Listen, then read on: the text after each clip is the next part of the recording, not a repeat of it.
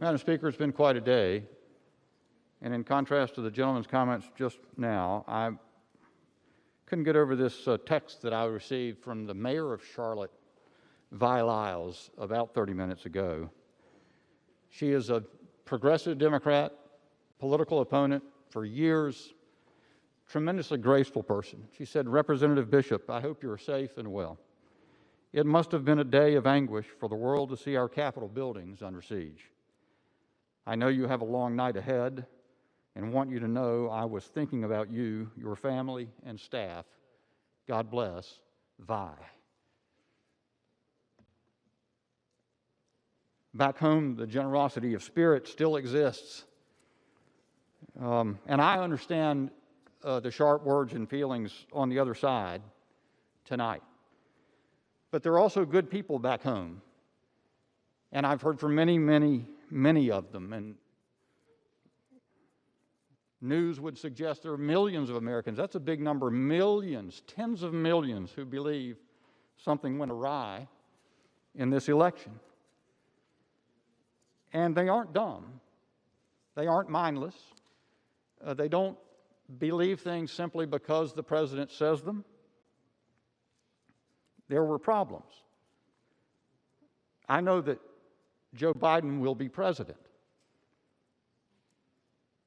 But I don't know that it hurts or would hurt any of us to have the generosity of spirit to continue to reflect on what might be better or what might seriously have gone wrong here, even if you reject the notion that the result was wrong.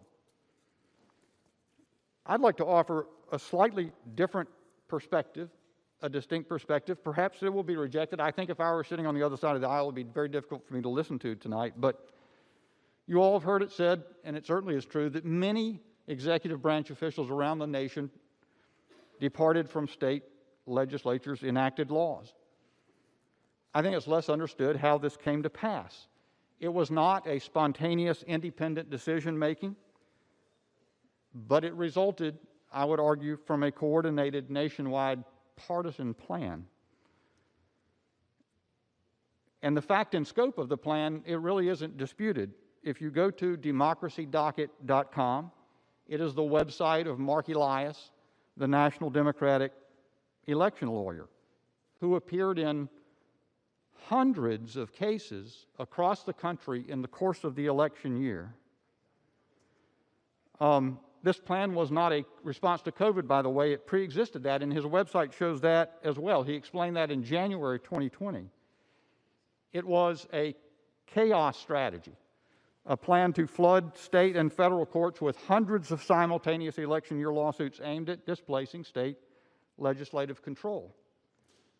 Now, as I've seen it, only the most experienced and independent judges appear to have recognized what was afoot.